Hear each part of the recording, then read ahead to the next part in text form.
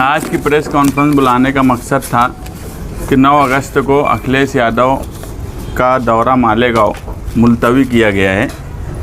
29 जुलाई से 9 अगस्त तक UP assembly अजलास शुरू होने की वजह से और यूपी में सियासी तौर पर जो भी उठापटक चल रही है योगी हुकूमत और उनके ही बीजेपी आलों में, तो कुछ लोग बीजेपी के समाजवादी के कांटेक्ट में हैं, तो इसलिए वो 9 तारीख को ख़त्म होने वाला है, तो 9 तारीख का मुलतवी किया गया। 12 तारीख का उनकी तरफ से बोलना था, मगर हमने कहा कि नहीं, थोड़ा लेट करो। मगर जुमा का ही दिन छुट्टी के हिसाब से और जो माहौल मालेगांव में बना हुआ है जुमा के लिहाज से, तो हमने जुमा का ही दिन बोला है।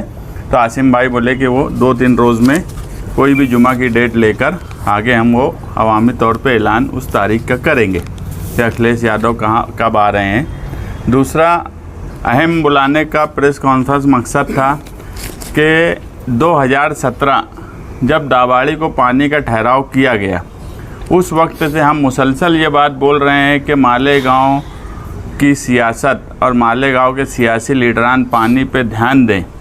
जिस वक्त पानी की कमी या बारिश कम होंगी, मालेगांव शहर देखेगा कि हम किस तरह से पानी के लिए परेशान हो रहे हैं। और ये साल कहीं ना कहीं पानी कम बरसात होने की वजह से साल भर से लगभग हम 2 दिन आगे से पानी ले रहे हैं, और अभी 8 दिन 15 दिन पहले 3 दिन आगे से पानी का जो ऐलान किया गया। यही हालत रही तो और हालात ख़राब होंगे। दाबाड़ी के सवाल पे उस वक्त के कांग्रेस और आज के राष्ट्रवादी के लीडरान ने जब ठहराव पास किया, तो हम वाहिद महागठबंधन की तरफ से उसकी मुखालफत किए थे। उस वक्त गठनेता बुलंद इकबाल थे। बुलंद इकबाल पे कई तरह के उस वक्त इल्ज़ाम भी लगाए गए, मगर हमने मुसलसल उस वक्त से लेकर पानी परिषद और कलेक्टर से लेकर irrigation department, water supply department, सब जगह हमने एतराज़ दाखिल किया। एक वक्त ऐसा आया कि कॉरपोरेशन में जो जमहूरी निज़ाम था वो कहीं ना कहीं ख़त्म हो गया 5 साल का वक्फा होने के बाद, और इलेक्शन नहीं होने की वजह से पूरा इख्तियार प्रशासक बोलकर कमिश्नर को मिल गया, और इसी का फ़ायदा कहीं ना कहीं उठाकर उन्होंने उसका एग्रीमेंट किया। उस वक्त भी हमने कहा कि मौजूदा एमएलए जो हैं उनको कलेक्टर की मीटिंग में 2 बार जब मीटिंग हुई इस सवाल पर, आउटर के मंत्री दादा भुसे साहब बुलाए, तो इनको उस मीटिंग में जाना चाहिए था और इसकी मुखालफत करना चाहिए थी। मगर नहीं जाने का मकसद ही मतलब ही यही था कि वो दादा भुसे की मदद करे और उसका एग्रीमेंट हो जाने दे। एग्रीमेंट हो जाने के बाद आज की जो सिचुएशन है कि एग्रीमेंट में लिखा हुआ था कि 50 MCFT पानी चंकापुर से हमको ज़्यादा दिया जाएगा जो हमको मिलता है, मगर जो नई डिमांड आई उसमें कोई 50 MCFT पानी हमको ज़्यादा नहीं दिया गया। जो पानी 2018 में हमको दिया जा रहा था, जितना कोटा चंकापुर से था, आज 23-24 में भी वही पानी है, 22-23 में भी वही पानी है, और 18 में भी वही पानी है।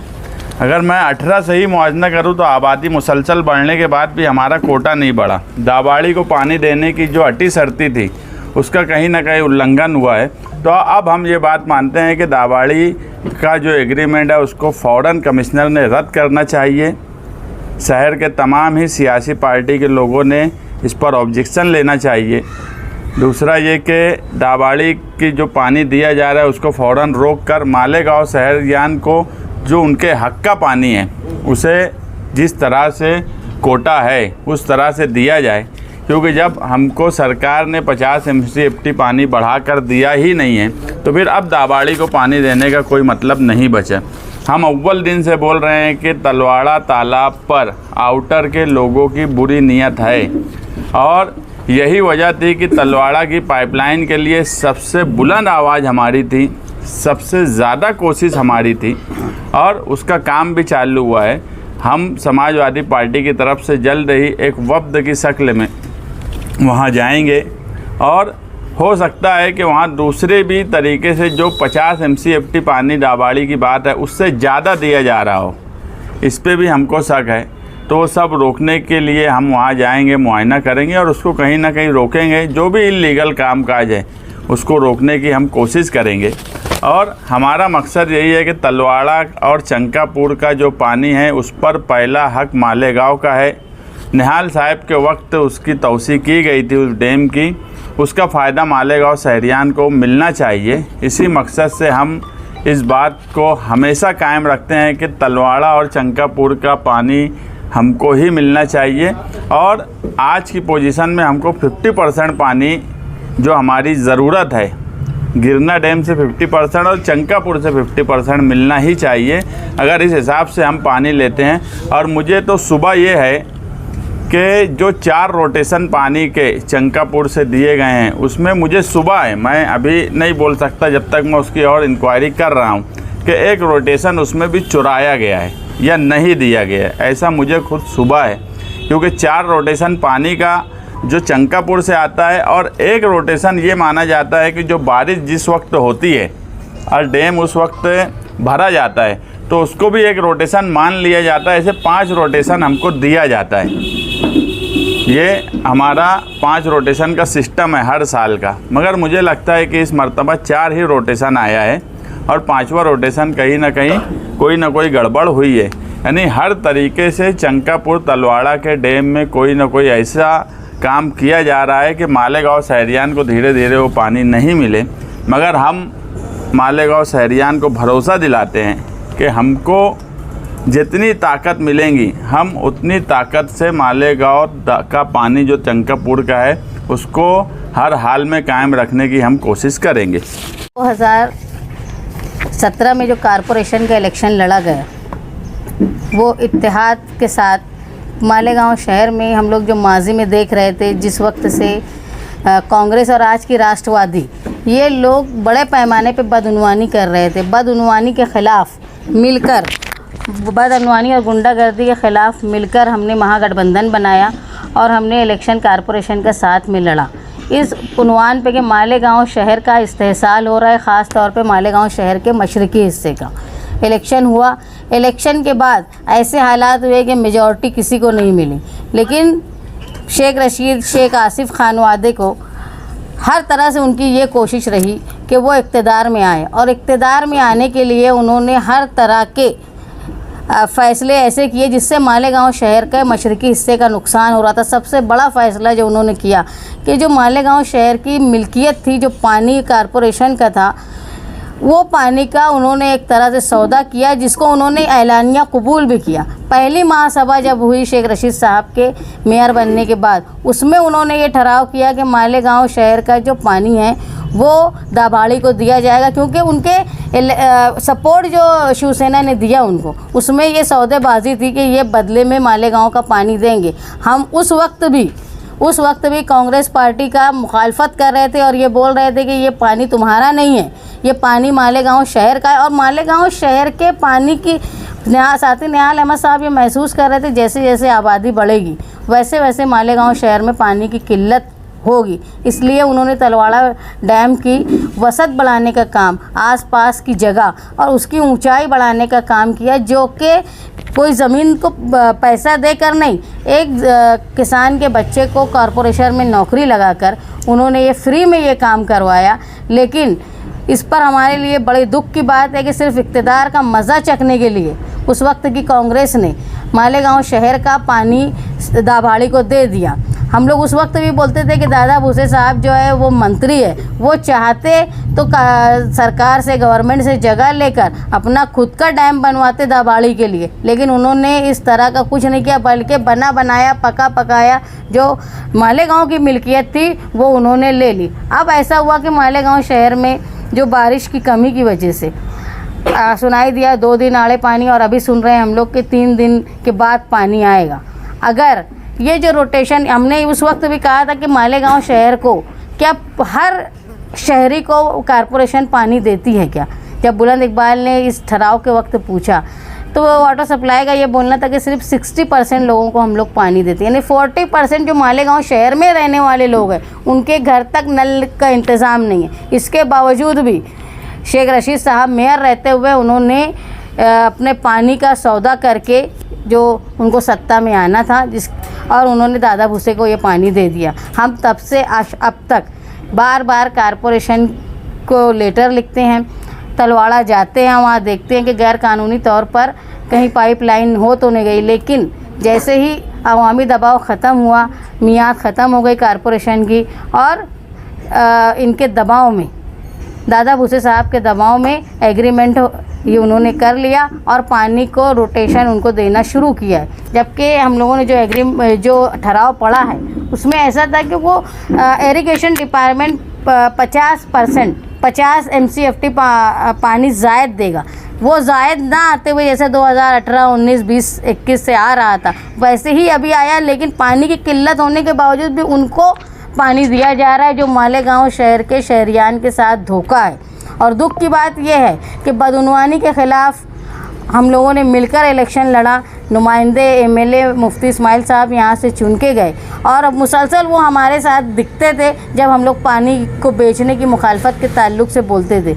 लेकिन इसके बावजूद जब कलेक्टर के यहाँ मीटिंग हुई, मुफ्ती इस्माइल साहब जो थे वो गैर हाजिर रहे 2 मीटिंग में, जब इस वक्त ये फ़ैसला हुआ कि दाबाड़ी को पानी दिया जाने वाला है कि नहीं। हम लोग ये मानते हैं कि जहाँ कांग्रेस के लोग या शेख रशीद खानवादे के लोग, जिस वक्त शेख रशीद साहब मेयर थे, उन्होंने पानी देने का फ़ैसला किया, वहीं मुफ्ती इस्माइल साहब ने उस मीटिंग में गैर हाजिर रह के उस फ़ैसले को सपोर्ट किया, मुखालफत नहीं की। और आज ये वक्त है कि मालेगांव शहर के लोग, अगर 3 दिन के बाद पानी आएगा, मालेगांव शहर एक मज़दूर तबके ज़्यादा, यहाँ की आबादी मज़दूर तबके से ताल्लुक़ रखते हैं। मुफ्ती साहब मुसलसल ये बोलते हैं कि 67% यहाँ पर मज़दूर रहते हैं, इनके माली कमज़ोरी है। इसके बावजूद भी उनको ये समझना चाहिए था कि मालेगांव शहर की आबादी ज़्यादा है, यहाँ लोगों के मकान छोटे हैं, यहाँ पानी स्टोर करके रखना, और सिर्फ 60% लोगों के यहाँ ही नल है। जब 3 दिन के बाद नल आएगा तो जो लोग अपने यहाँ से दूसरों को पानी भरने के लिए देते वो नहीं दे पाएंगे,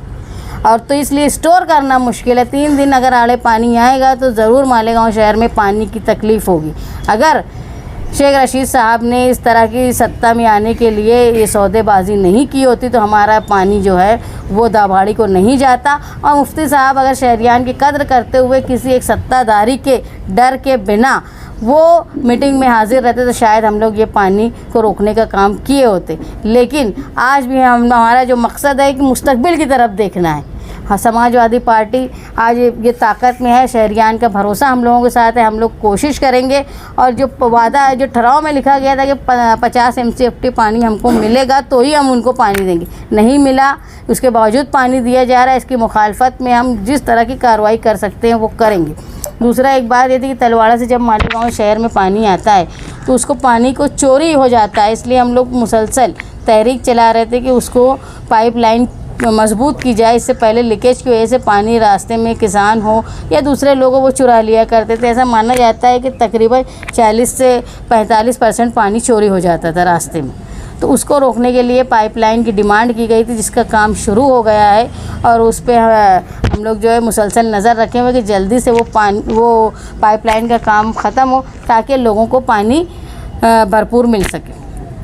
जो लोग बदउनवानी करते हैं उनको सत्ता में नहीं आने देना चाहिए। लेकिन 2017 में जो कॉरपोरेशन का इलेक्शन हुआ उसमें मालेगांव शहर के मशरकी हिस्से के फंड, पानी, ये सब का सौदा करके कांग्रेस पार्टी ने अपना मेयर बना लिया दादा भूसे के साथ में।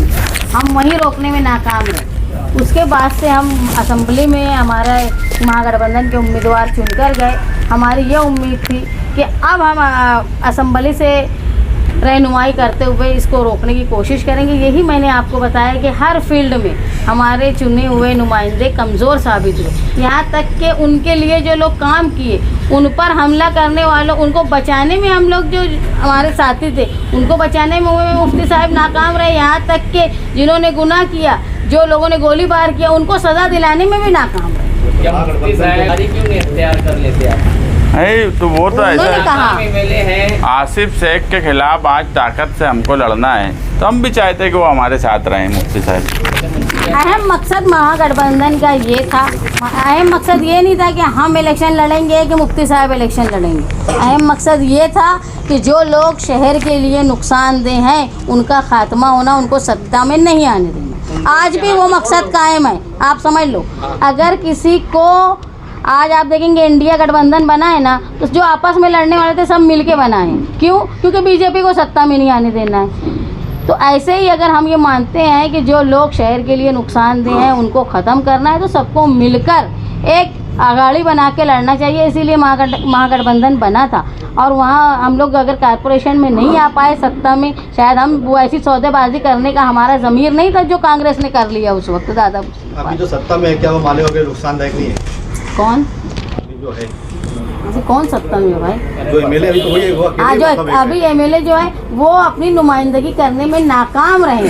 तो गठबंधन का मतलब ये है कि हम जिनके खिलाफ लड़ रहे हैं, अगर हम नाकाम रहे तो वो मौका उठा लेते। अब वो उन्होंने वो किया और वो नाकाम रहे। हर महाज पे मैंने आपको बताया कि हर जगह वो नाकाम रहे, चाहे मुखालफत करनी हो या जहाँ रहना हो। पानी का मामला आप देख लीजिए, पानी के बारे में वो भी बोलते थे कि पानी बेच डाले, पानी दे दिए दादा भूसे को, लेकिन जहाँ जाके उनको रोकना चाहिए था इरिगेशन डिपार्टमेंट में, कलेक्टर की ऑफिस में बैठ के, वहाँ वो नहीं गए। क्या ऐसा नहीं हो सकता कि आम एमएलए की तनकीद और गठबंधन का धर्म साथ साथ चल सके? ये तो हो ही नहीं सकता ना। नहीं क्या वो गठबंधन तो साथ में रहेगा, लेकिन अगर वो चाहते थे गठबंधन साथ में रहे, लेकिन अगर वो नुमाइंदगी करने में नाकाम हैं, और उन्होंने भी मान लेना चाहिए शहर के लोगों से मिलकर, और जो रहनुमाई कर सकते हैं उनको मौका दें और वो काम करें। असम्बली इलेक्शन का मैनिफेस्टो मैं और हमारे साथ कुछ लोग मिलके बनाए थे। ये बात मुमकिन है कि कोई पार्टी या कोई लीडर 100% मैनिफेस्टो पे जो बात बोला है उस पर अमल नहीं हो सकती, मगर ये बात बोलना कि मैं मैनिफेस्टो मेरा कुछ काम नहीं किया, या उन्होंने ये बताना कि मैनिफेस्टो पे उन्होंने कितने % काम किया, तो कहीं ना कहीं वो खुद ही ये बात साबित अब खुद से करते हैं कि वो काम नहीं किए। मैनिफेस्टो पे काम मैं नहीं किया, वो साफ बोले। बोलना ये चाहिए था कि मैं 70% काम किया, 100 काम थे तो मैं 90 काम किया, 10 काम नहीं कर सका। वो समझ में आने वाली है, एक काम मैनिफेस्टो का नहीं कर पाए वो। मुस्तकीम भाई, वो जो इल्ज़ाम मौजूदा एमएलए पे आपने लगाए कि वो नाकाम काम नहीं कर पाए, बहुत सी चीज़ें आपने बताई, तो आपको ये नहीं लगता कि आप भी जिम्मेदार हैं ये सब चीज़ों में, क्योंकि आपने ही उनको जिताया? नहीं, देखो एक बात समझ लो, तो फिर तुम बात यह है कि कोशिश आदमी करता, आवाम वोट देती, एक भरोसे पे देती। मैं तो बदनवानी के सवाल पे वो मेरे सामने एक सवाल इससे पहले भी वो बोले कि काम रुकवाने की कोशिश किया। सच बात यह है कि मैं इससे पहले भी बोल चुका कि मुफ्ती साहब जिस चौक पर, जिस चौराहे पर, जिस जगह, जिस घड़ी, जिस वक्त, जो तारीख, सब वो तय करे और मुझे बुला ले। सच्ची बात यह है कि ठेकेदारी करने की नीयत से उन्होंने काम रोकने की कोशिश की, और मेरी कोशिश उस वक्त भी ये थी कि काम किया जाए जल्दी। अगर उनके पास ये पेपर मौजूद हैं तो वो जहाँ बोलेंगे मैं वहाँ आके तैयार है बैठने के लिए, और वो साबित कर दे कि काम वो रोक रहे थे कि मैं रोक रहा था मीडिया के सामने। सच बात ये है कि कोई आदमी किसी का साथ देता है तो ये भरोसे पे देता कि वो कुछ ना कुछ करेंगे, मगर जब वो नहीं कर पाए तो उसमें कोई कसूरवार, अगर हम कसूरवार खुद को मानेंगे तो आज हम ये मान रहे हैं कि आप एक शहर को तीसरी क़यादत की ज़रूरत है। 25 साल से ये शहर ने ये दोनों लोगों की जुगलबंदी बोलो या मिली जोड़ बोलो, ये देख चुका, और कहीं ना कहीं शहर में ये लहर बन रही है कि अब ये दोनों के खिलाफ कोई तीसरा आदमी को शहर की नुमाइंदगी करना चाहिए। 9 अगस्त से शुरू हुई। 9 अगस्त से शुरू। तो दाबाड़ी को पानी देने में जहाँ साबका बरसर इक़्तिदार जिम्मेदार है, क्या मौजूदा एमएलए भी उतने ही जिम्मेदार है? नहीं, सबसे बड़े जिम्मेदार जो है वो साबका जो दौर इक़्तिदार में थे वो हैं। अगर वो बुनियाद नहीं डालते ठहराव की तो शुरुआत नहीं होती। उतने तो नहीं, मगर कसूरवार एग्रीमेंट के टाइम मुफ्ती साहब जरूर है। कारपोरेशन की जो डिमांड है, नहीं, इनका एग्रीमेंट कब हुआ देने का? इसमें एग्रीमेंट हुआ, उसके बाद से जो रोटेशन आ रहा है 2022 में, 21 में, 18 में, 19 में, 17 में उतना ही आ रहा था, उसमें कोई वाड़ नहीं है रोटेशन। सितंबर तो यकम सितंबर से तो 2 दिन आगे से पानी दिया जा रहा है। तो वो अब आप समझो ना ये बात को। फैसला जो है कलेक्टर ऑफिस में पहले हुआ, लागू इस वक्त हुआ।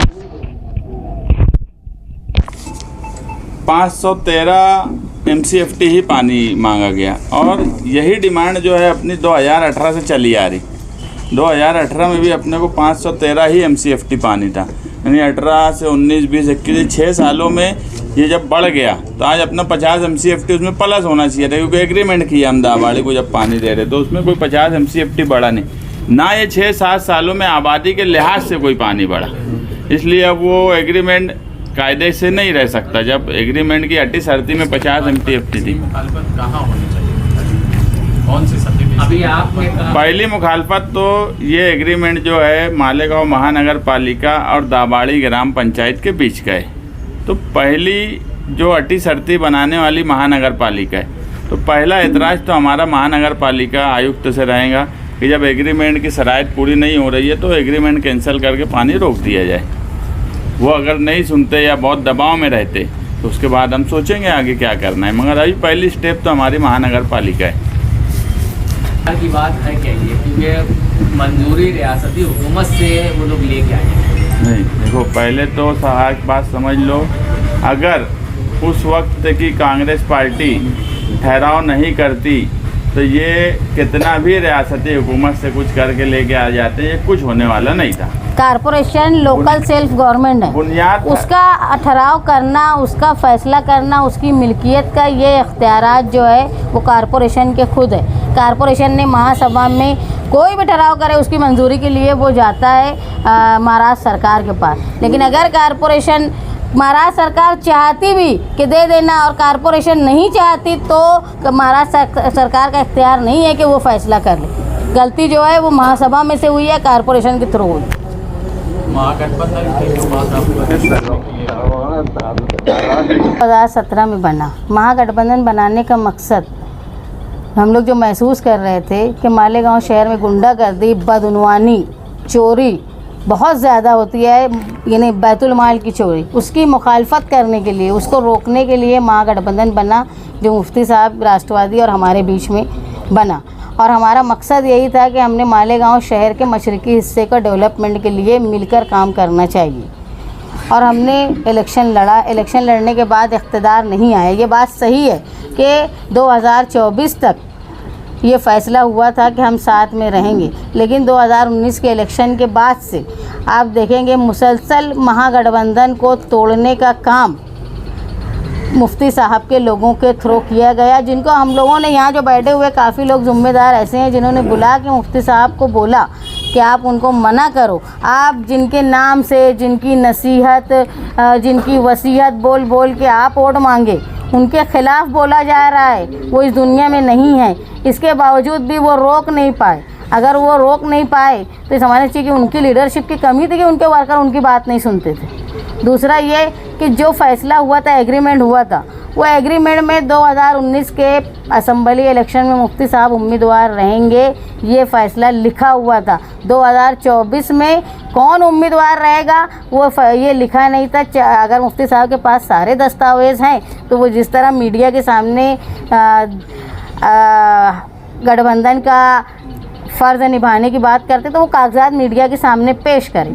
दूसरी बात ये कि हम लोग 2019 से आज तक जो देख रहे हैं कि मुफ्ती साहब हर महाज पर नुमाइंदगी करने में नाकाम और कमज़ोर रहे, चाहे वो पावर सप्लाई का मामला हो, चाहे बुनकरों की सहूलत का मामला हो। यहाँ तक कि जब बुनकरों के लिए स्टडी ग्रुप बना तो मालेगांव शहर जो सबसे बड़ा पावर लूम का मरकज़ है, वहाँ के एमएलए को नहीं लिया गया।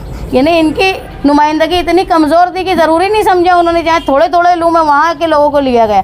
पावर कंपनी की जो दादागिरी है, इसके ख़िलाफ़ भी मुफ्ती साहब का ज़ीरो हिकमत अमली रही। उसके बाद जो पुलिस की गुंडागर्दी जिसको बोलेंगे, जो 12 नवंबर का मामला था, 12 नवंबर के मामले में इन्होंने जो बेगुनाह 60 से ज़ायद लोग गिरफ़्तार थे, उस वक्त भी इन्होंने किसी तरह की रहनुमाई नहीं की, किसी तरह की कोशिश नहीं की लोगों को बचाने के लिए। जब गढ़ की यात्रा का मामला हुआ, शरपसंद लोग लड़ाई करने लगे। ऐसा था कि रमज़ान के अय्याम में कई मस्जिदों में तरावी में खलल हुआ, तरावी हुई नहीं। उस वक्त ये कहा गया कि मसलहत से काम लो। मसलहत तो आवाम के बीच में करनी चाहिए थी, लेकिन ऐवान में और डिपार्टमेंट में सख्ती से बोला जाना चाहिए था। वहाँ भी हमारी जो है नुमाइंदगी कमज़ोर रही, ना के बराबर रही। यहाँ तक कि नीलेश राणे, नितेश राणे, चाहे वो किला झोपड़पट्टी के ख़िलाफ़ बोलते हो या उन्होंने लैंड